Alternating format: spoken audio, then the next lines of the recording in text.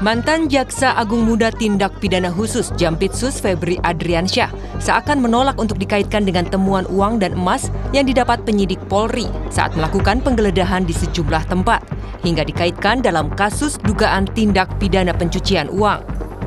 Febri memberikan pernyataan yang menimbulkan pertanyaan terkait temuan emas seberat 74 kg di rumah pribadinya di Sentul setelah ditetapkan sebagai tersangka kasus dugaan korupsi dan TPPU oleh Kejaksaan Agung. Menurutnya, penyidik seharusnya mengonfirmasi seluruh temuan barang bukti secara menyeluruh sebelum menetapkan sebagai tersangka dan melakukan penahanan. Itu biar jaksa penyidik lihat itu punya siapa dan digunakan untuk apa, kegiatan apa. Nanti minta penyidik untuk jawab, ya. Jadi Bapak tidak tahu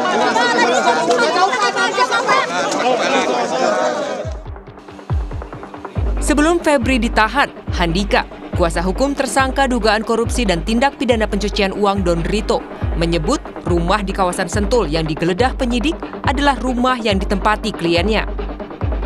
Don Rito menegaskan kliennya tidak memiliki keterkaitan dengan dugaan kasus korupsi. Ia juga menyatakan rumah di Sentul sudah tidak lagi ditempati oleh mantan Jampitsus Febri Adriansyah. penguasaan, kepemilikan. Jadi itu bukan milik Pak Febri. Rumah itu sudah 10 tahun, informasinya nggak pernah dipakai sama Pak Febri. Tapi di 2023 dipinjam oleh si Pak Idor untuk kantor yayasan. Sewa, kontrak, atau hanya obrolan terus? Mengajukan permohonan menggunakan. Ini dibuktikan dengan bukti pendukung ada 2. 1, semua biaya maintenance, listrik, air, dan staf yang kerja di situ yang bayar Pak Idon semua, bukan Pak Febri. Per 2023. Itu awal 2023. Lantas, siapa pemilik uang serta emas 74 kg yang disembunyikan di dalam berangkas? Kini mantan Jampitsus Febri Adriansyah ditahan di rumah tahanan KPK sejak 24 Juli 2026 untuk masa penahanan awal selama 20 hari guna keperluan penyidikan lebih lanjut. Tim Liputan, Kompas TV.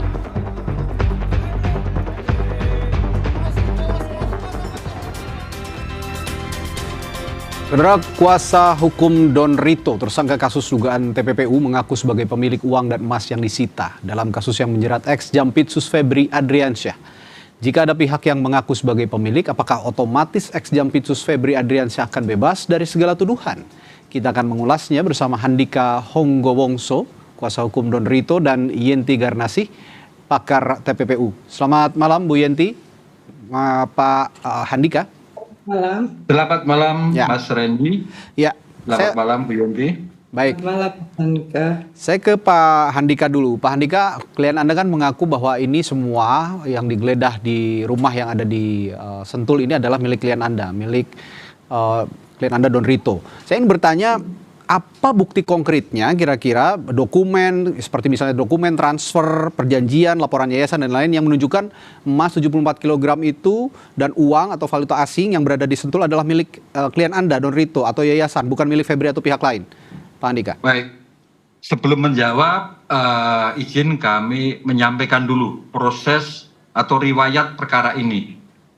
Yang pada awalnya gini, pada awalnya seluruh hasil penggeledahan berupa emas dan uang dalam mata uang dolar Amerika atau dolar Singapura, baik yang ditemukan di Deklen atau di Money Changer atau di Sentul, itu oleh pihak penyidik awal, yaitu pihak Kortas dan pihak Krimsus Polda Metro, itu kan dikaitkan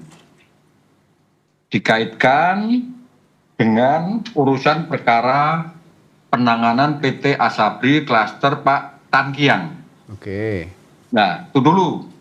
Nah, ini kan diposisikan sebagai seolah-olah itulah predikat krimnya. Karena di situ ada pasal, yaitu pasal pemerasan dan ada pasal terkait dengan gratifikasi. Nah, uji klarifikasi dan uji relevansi ternyata volume demandnya tidak nyambung. Oke, tidak nyambungnya di mana Pak Handika? Pertama, pihak penyidik awal membuat narasi dalam resum perkara, si Ferry Babi itu menyerahkan uang yang berasal dari Tangkiang kepada saksi Norman di Cafe The Clan. Kemudian dia melihat si Norman menjinjing tas merah berisi $5 juta tersebut ke Cafe The Clan. Nah, uji klarifikasi dan relevansi menyatakan satu, semua karyawan money changer sudah diperiksa, ada 6 orang di bawah pasal keterangan bohong menyatakan dengan jujur. Satu, tidak pernah masuk tas merah yang berisi $5 juta Singapura itu. Satu. Terus kedua, Pak Norman juga sudah diperiksa waktu dia diamankan di Surabaya. Di BAP oleh Kortas, Pak Norman menyatakan, saya tidak pernah menerima tas merah berisi $5 juta dari saudara Ferry Babi atau Ferry Bobohu. Periode 2023. Nah, terus kami juga mendapat informasi saudara Tangkiang juga sudah diperiksa. Beliau intinya menyatakan tidak pernah ada ketemu dan ngobrol dengan Pak Febri dalam rangka meminta sejumlah dana, itu tidak ada. Terus kami juga ketemu dengan Pak Febri. Bos, lo pernah nyuruh si Ferry meres Tangkiang minta uang kalau enggak mau dijadikan tersangka? Pak Febri menyatakan enggak pernah kami menyatakan itu. Jadi konstruksinya apa? Ini keterangan tunggal daripada Ferry Babi. Dan sekarang Ferry Babi pada saat proses tidak pernah di BAP sebagai saksi dalam penyidikan. Itu satu. Terus kedua, singkat cerita, terkait dengan matinya listrik PLN, diambil para supplier yang diduga suplai batu bara di bawah spek. Pak Idron, aku tanya, lo pernah menangani perkara supplier terhadap nggak ada kami nangani. Pak Andika. Yang ketiga, terkait dengan perkara CBS dan piutang PT ke PT KNI, lo pernah nangan? Urusannya juga tidak. Jadi ini tidak nyambung. Satu. Kedua, Pak Andika, pada saat diserahkan ke pihak tim 9, narasinya dirubah. Pak Andika begini, saya potong. Tidak lagi dikaitkan dengan. Pak Andika begini, ini kan dengan argumentasi yang Anda paparkan barusan, artinya alasan itulah yang membuat Anda juga bersama klien Anda mengajukan pra peradilan dengan kepemilikan uang dan 74 kg. Atas apa gugatannya kira-kira? Gini, memang ada rencana mengajukan pra peradilan. Salah satu argumennya ada penyimpangan prosedur dalam tahap penyidikan dan dalam tahap penyidikan penetapan tersangka.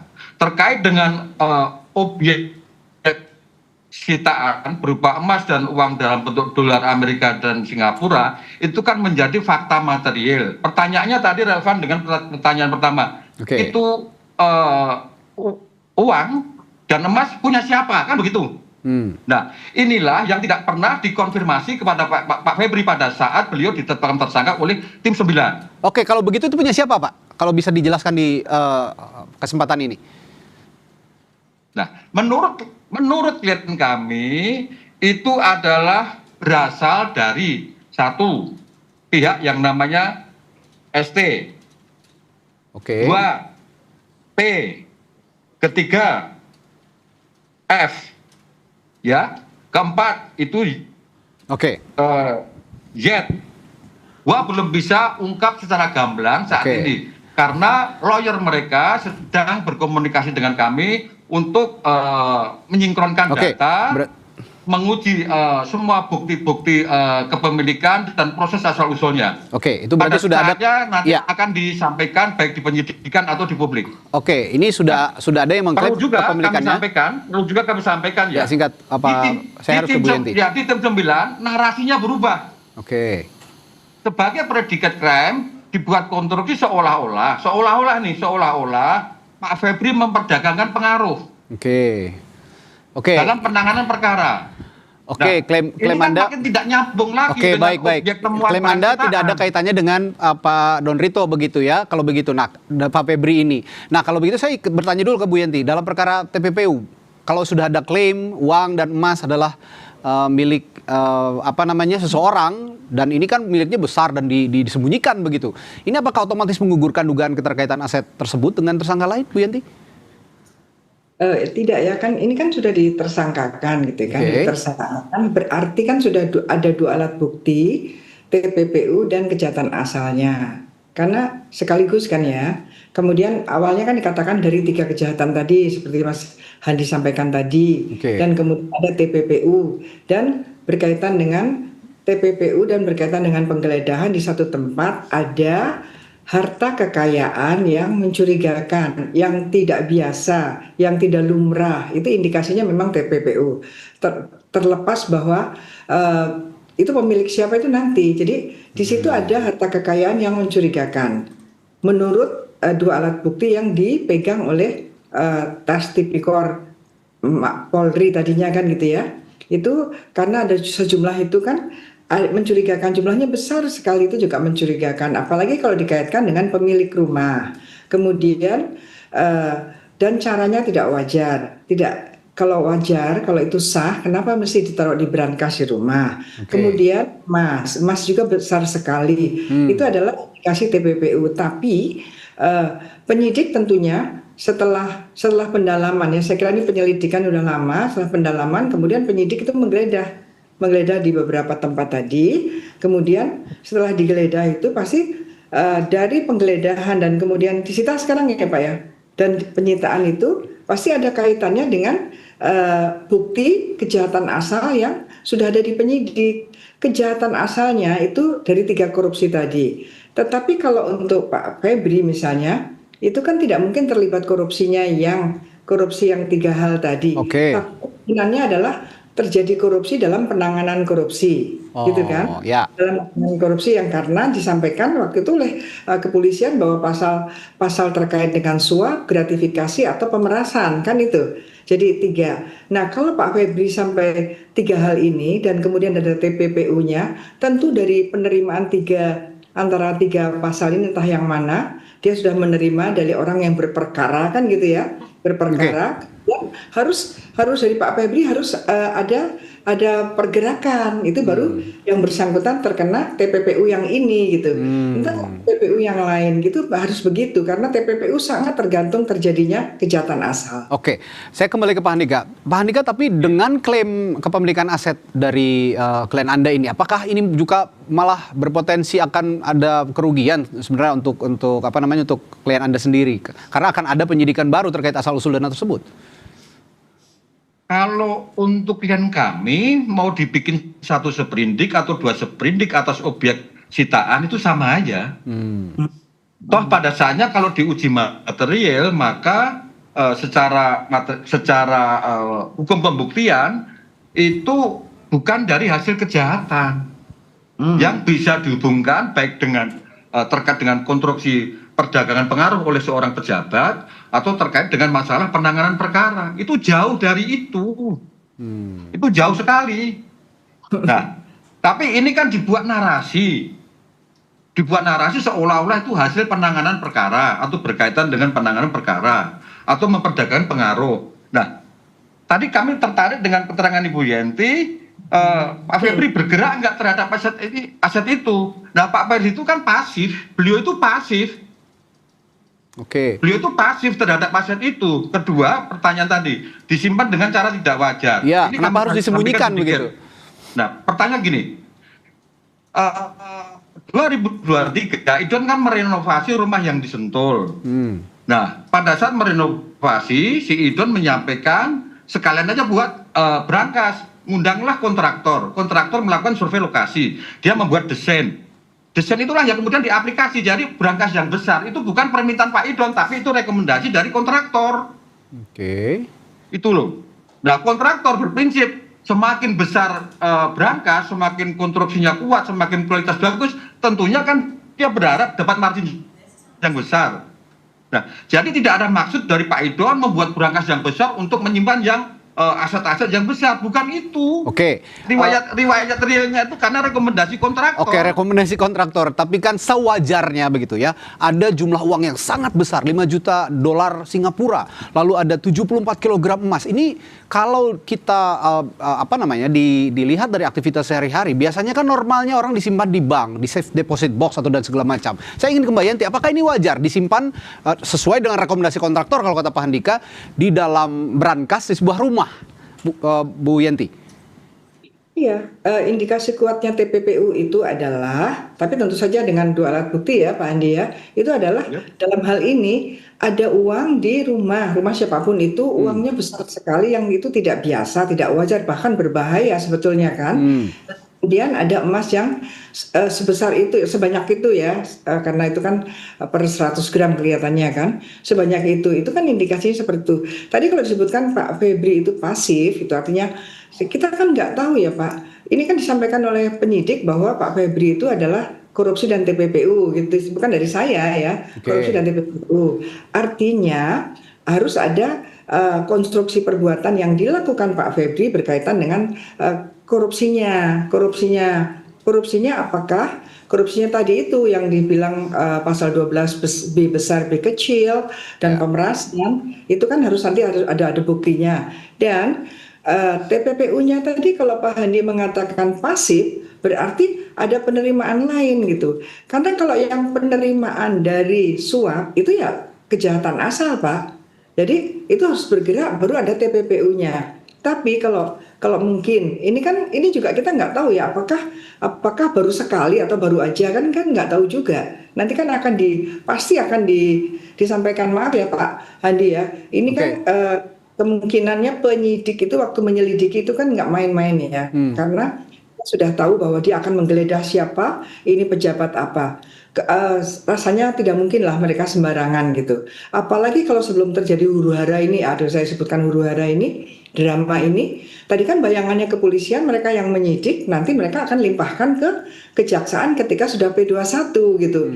Artinya sejak awal kalau memang itu normal, jalannya nggak dipindah-pindahkan seperti ini, itu kan pasti dia akan sangat hati-hati karena nanti JPU-nya pasti juga dari kejaksaan gitu. Dari situ logikanya penyidik kepolisian itu pasti sudah dalam hal ini hati-hati dengan 2 alat bukti berkaitan dengan ini adalah pejabat sangat tinggi ya Pak Andi ya. Klien Anda sangat tinggi banget ya Pak.